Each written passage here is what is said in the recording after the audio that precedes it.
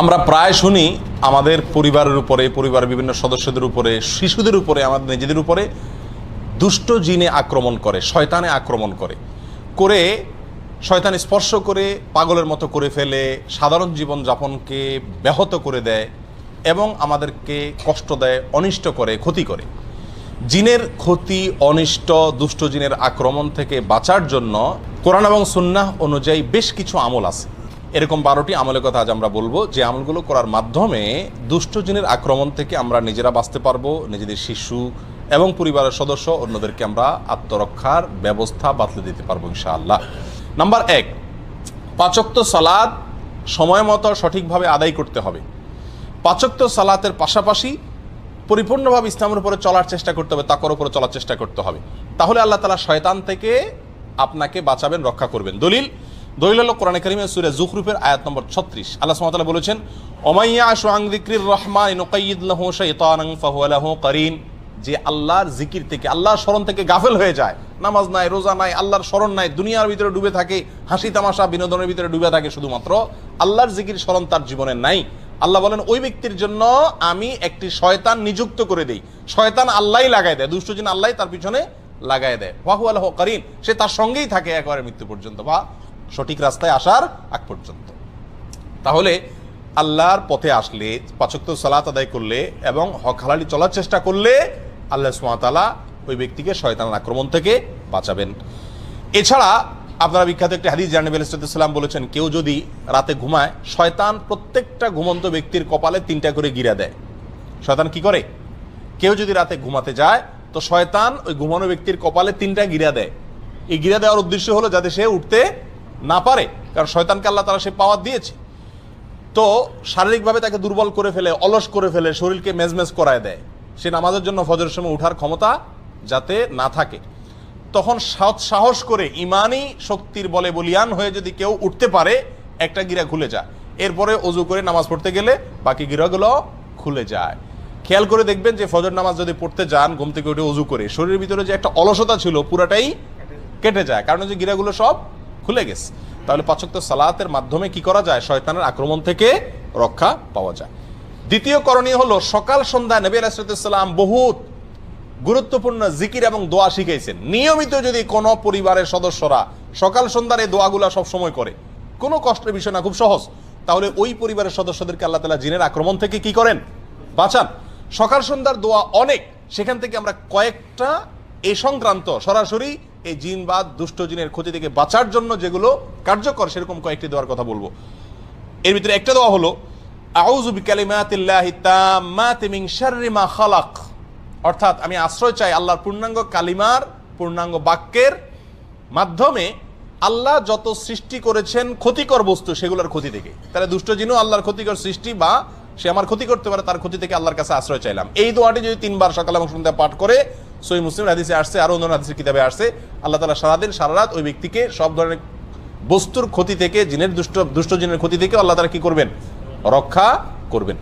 একই দোয়া সফরে গেলে, বিভিন্ন জায়গায়, নতুন কোনো জায়গায় গেলেও পড়ার কথা বলা আছে। তাহলে ওই জায়গায় অবস্থানরত জিন বা দুষ্ট কোনো শয়তান আপনাকে কি করতে পারবে না? আক্রমণ করতে পারবে না। আপনার পরিবারকে আল্লাহ বাঁচাবেন।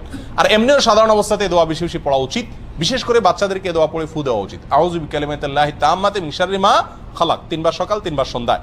সকাল সন্ধ্যা পাঠযোগ্য দ্বিতীয় আরেকটি আমল হলো আয়াতুল কুরসি পাঠ করা। আয়াতুল কুরসি এমন একটি আমল, নগদ ফায়দা হয় জিনের রোগীকে এই আয়াতুল কুরসি পড়ে ঝাড়ফুঁক করলে, এবং এটা বিশেষ ব্যক্তিরাই করতে হবে এমন কোনো কথা নাই, বরং আমরা সবাই করতে পারি। নবী আলাইহিস সালাম আমাদের সবার জন্য শিখাইছেন, বলে দেন নাই যে শুধুমাত্র যারা ঝাড়ফুঁক করে তারাই করবে, যার কারণে আমরা সবাই এই আমলগুলো করতে পারি। আয়াতুল কুরসি এটা 3 সময় বিশেষভাবে পড়ার কথা আছে। এক হলো সকাল এবং সন্ধ্যায়, আরেকটা হলো যে 5 ওয়াক্ত নামাজের পরে একবার করে, আরেকটা হলো শোয়ার সময়। শোয়ার সময় যদি কেউ আয়াতুল কুরসি পড়ে, তো আল্লাহ সুবহানাহু ওয়া তাআলা তাকে সারা রাত শয়তানের আক্রমণ থেকে বাঁচায় রাখেন। এবারে একটা মজার ঘটনা বর্ণিত আছে আবু হুরায়রা রাদিয়াল্লাহু তাআলা আনহু থেকে। আবু হুরায়রা রাদিয়াল্লাহু তাআলা আনহুকে রাসূল আকরাম সাল্লাল্লাহু আলাইহি ওয়াসাল্লাম একবার যাকাতের মাল পাহারাদারি করার জন্য রাতে নাইট গার্ড হিসাবে নিয়োগ দিলেন। তিনি রাতে পাহারাদারি করতেছিলেন, হঠাৎ করে ওই মাল পাহারাদারি করার অবস্থায় দেখলেন যে একটা লোক আসলো, আয়সা ওখান থেকে কিছু মাল নিয়ে চলে যাচ্ছে। তিনি খপ করে ধরলেন, ধরে বললেন, এই মিয়া, যাকাতের মাল থেকে তুমি চুরি করতেছো? তখন বললো যে, ভাই আমি খুব গরিব মানুষ, আমার বাচ্চা কাচ্চা খাইতে পায় না, আমার ছেড়ে দেন, আমি খুব কষ্টে আছি। ওনার দয়া হয়েছে, ছেড়ে দিছে। পরের দিন তিনি রাসূলুল্লাহ আকরাম সাল্লাল্লাহু আলাইহি ওয়াসাল্লামের কাছে ঘটনাটা বলার পর রাসূলুল্লাহ আকরাম সাল্লাল্লাহু আলাইহি ওয়াসাল্লাম বললেন, ওই লোকটা তোমার মিথ্যা কথা বলছে, সে দেখবে আবার আসবে। ঠিকই পরের দিন আবার আসছে এবং একইভাবে একই সে সুর তুলছে। তখন তিনি খুব শক্তভাবে ধরলেন, আবার সে অনুনয় করার পরে ওনার দিলেন মায়া হলো, ছেড়ে দিলেন। পরের দিন রাসূলুল্লাহ আকরাম সাল্লাল্লাহু আলাইহি ওয়াসাল্লামের কাছে যাওয়ার পরে আবার বললেন, ইয়া রাসূলুল্লাহ, একইভাবে আসছে। রাসূলুল্লাহ আকরাম সাল্লাল্লাহু আলাইহি ওয়াসাল্লাম বললেন যে কি বলছে, বলে এটা বলছে। তখন তিনি বললেন যে সে মিথ্যা কথা বলছে, আবার আসবে। 3 নম্বর দিন আবার আসছে। আসলে আবু রাদিয়াল্লাহু তাআলা এইবার ধরছে ভালো করে, জাবড়ায় তোমার আজকে আর ছাড়তেছি না, আমি রাসূলুল্লাহ আকরাম সাল্লাল্লাহু আলাইহি ওয়াসাল্লাম নিয়েই ছাড়বো আজকে তোমাকে, মিথ্যা কথা বলো প্রতিদিন তুমি। তখন সে বলতেছে, ভাই আমি তোমাকে একটা খুব বড় গুরুত্বপূর্ণ জিনিস শিখাই দেব, আত্মরক্ষার জন্য বিরাট একটা সূত্র তোমাকে বলে দিব, তুমি আমাকে সেই বিনিময়ে ছেড়ে দাও। তো বললেন যে কি বলে দিবা বলো দেখি। তখন লোকটা বললো যে দেখো, তুমি যদি প্রতিদিন রাতে শোয়ার সময় আয়াতুল কুরসি পড়ো আর পড়ে ঘুমাও, তো শয়তান তোমাকে অ্যাটাক করতে পারবে না, আল্লাহ তাআলা তোমাকে হেফাজত করবেন ফেরেশতাদের মাধ্যমে, আল্লাহ তাআলা তোমাকে হেফাজত করবেন। এই কথা শোনার পরে আবু রাদিয়াল্লাহু চিন্তা করছেন যে একটা ভালো জিনিস শিখেছে যখন ছেড়ে দিস। তখন পরের দিন যাওয়ার পরে নবী আলাইহিস সালাম জিজ্ঞেস করলেন, কি খবর তোমার আসামির? আবু হুরায়রা বললেন, ইয়া রাসূলুল্লাহ, আসামি তো আবারও আসছে, আবারও ধরছি, তবে সে আমার একটা জিনিস শিখাইছে, এই জন্য তারা ছেড়ে দিছি। রাসূলুল্লাহ আকরাম সাল্লাল্লাহু আলাইহি ওয়াসাল্লাম বলেন যে কি শিখাইছে? বলেন যে এই জিনিস বলছে। তখন রাসূলুল্লাহ আকরাম সাল্লাল্লাহু আলাইহি ওয়াসাল্লাম বলছেন যে দেখো, ও হলো শয়তান, ও তো সত্য কথা কখনো বলে না, তবে এই কথাটা সত্য বলছে, এটা ঠিকই বলছে যে আয়াতুল কুরসি বললে সে তোমার ক্ষতি করতে পারবে না, এই চুরি দাড়ি যা দেখতেছো সব ক্ষতি থেকে বাঁচতে পারবা আয়াতুল কুরসি রাত্রে পড়লে, এটা মহৌষধের মতো কাজ করে। আর সকাল সন্ধ্যা আয়াতুল কুরসির ভরও হাদিসের ভিতরে বর্ণিত আছে যে ব্যক্তি আয়াতুল কুরসি সকাল এবং সন্ধ্যায় একবার করে পড়বে, আল্লাহ সুবহানাহু ওয়া তাআলা শয়তান থেকে রক্ষা করবেন, তারগীব এবং তারহিবে হাদিসটি বর্ণিত হয়েছে। আর 5 ওয়াক্ত সালাতের পরেও আছে, অতএব আয়াতুল কুরসি পড়বো। সকাল সন্ধ্যা আমলের ভিতরে আরেকটি আমল আছে, যে আমলটি হলো সূরা ইখলাস 3 বার, সূরা ফালাক 3 বার, সূরা নাস 3 বার। এগুলো 3 বার যদি পাঠ করা হয় সকালে এবং সন্ধ্যায়, আল্লাহ তাআলা সব কিছুর ক্ষতি থেকে বাঁচায় রাখেন। সুনান আবু দাউদ এবং তিরমিজিতে হাদিসটি বর্ণিত হয়েছে।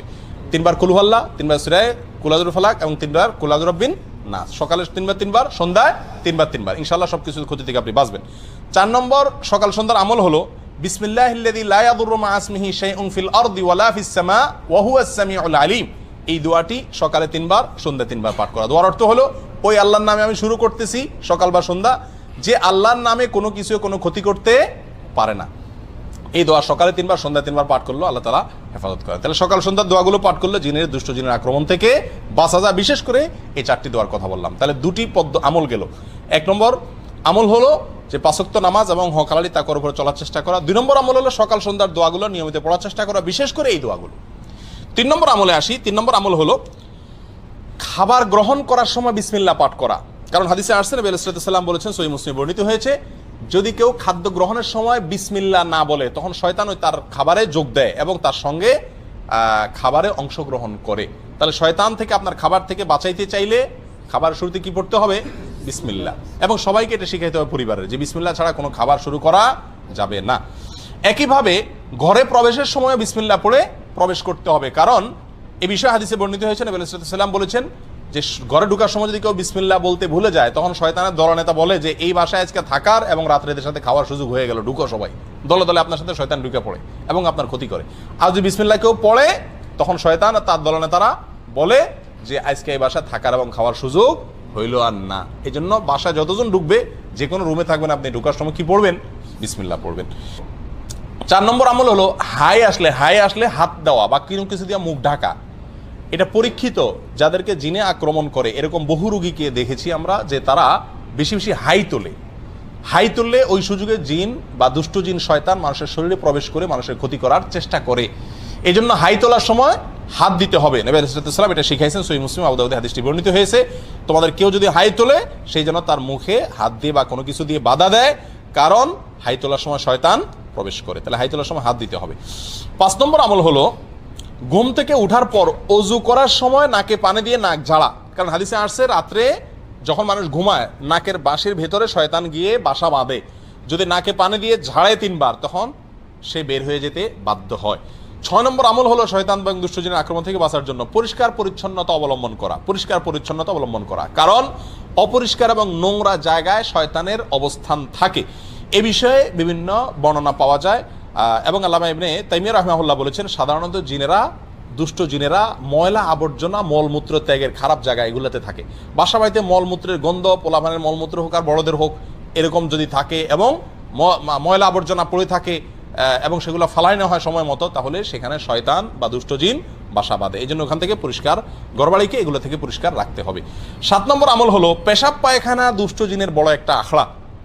এটা পরীক্ষিত একটি বিষয়। সাহাবা একরামের যুগে এক লোক আক্রমণের শিকার হয়েছেন টয়লেটের ভেতরে, এবং নবী আলাইহিস সালাম থেকে সুস্পষ্টভাবে বর্ণিত হয়েছে হাদিসে বিষয়ে যে টয়লেটে, পেশাব পায়খানার জায়গাতে, বাথরুমের ভিতরে দুষ্ট জিন তার বাসা বাঁধে, নোংরা জিনেরা বাসা বাঁধে। সেই জন্য টয়লেটে যাওয়ার সময় দোয়া পড়লে তার ক্ষতি থেকে বাঁচা যায়। দোয়াটা কি? আল্লাহুম্মা ইন্নী আউযু বিকা মিনাল খুবুসি ওয়াল খাবাইস। খুবুস আর খাবাইস বলতে দুষ্ট জিনকেই বোঝানো হয়েছে।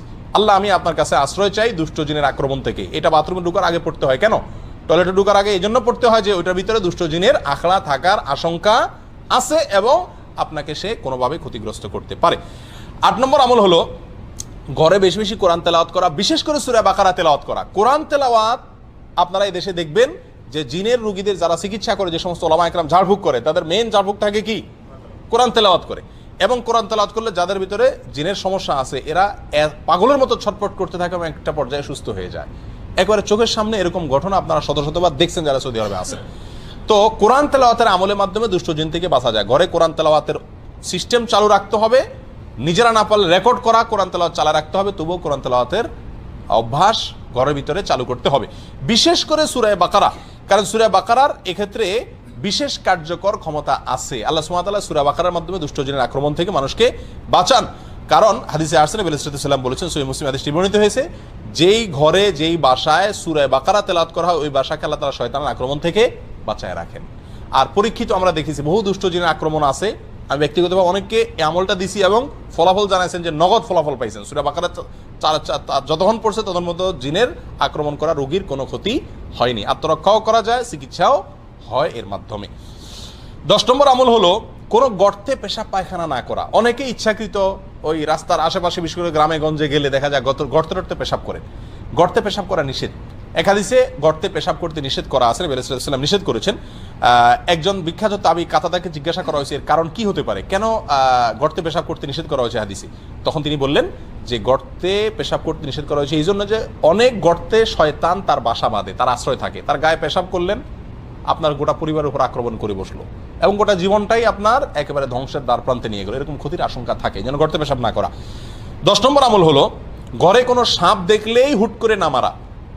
ঘর বাড়িতে, বাইরে রাস্তাঘাটে আপনি জঙ্গলে দেখলে মারেন ভিন্ন কথা, কিন্তু ঘর বাড়িতে যদি কোনো সাপ দেখেন তাহলে সেই সাপটা সাধারণ সাপ না হয়ে জিন হওয়ার সম্ভাবনা আছে।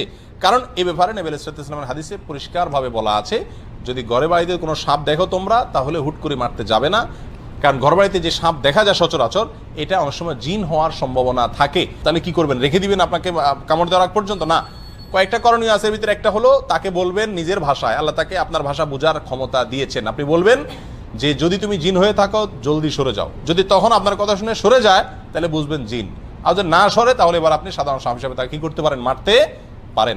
আর যদি অস্বাভাবিক জায়গা থাকে, বিছানা শুয়ে রয়েছে কথার কথা, তাহলে সাপের তো বিছানা শোয়ার কাম না, তার কাজ তো হলো ব্যাঙের পিছনে দৌড়ানো, পোকামাকড়ের পিছনে দৌড়ানো। তো যদি এখানে শুয়ে থাকে তাহলে বোঝা যাবে যে এটা একটা আলামত, এটা জিন হওয়ার সম্ভাবনা আছে, ওই পদ্ধতি অবলম্বন করবেন। আর তা না হলে আপনি অবশ্যই তাকে হত্যা করবেন তার ক্ষতি থেকে বাঁচার জন্য। তাহলে ঘরবাড়িতে সাপ দেখলেই হুট করে মারতে না যাওয়া, এদেরকে ক্ষতি করলে এরা গোটা পরিবারের পেছনেই লেগে যেতে পারে। 11 নম্বর আমল হলো স্ত্রী মিলনের সময় দোয়া পাঠ করা। আল্লাহুম্মা জান্নিবনা ওয়া জান্নিবিশ শাইতানা মা রাযাকতানা।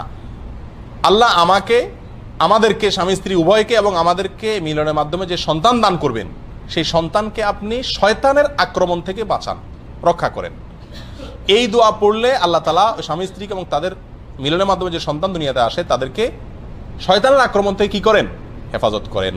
অতএব এই দোয়াটা পড়তে হবে। নবী আলাইহিস সালাম বলেছেন কেউ যদি দোয়া না পড়ে তাহলে তার সঙ্গে মিলনে শয়তানও যোগ দেয়, নাউযুবিল্লাহ। সেখান থেকে বাঁচার জন্য দোয়া পড়তে হবে।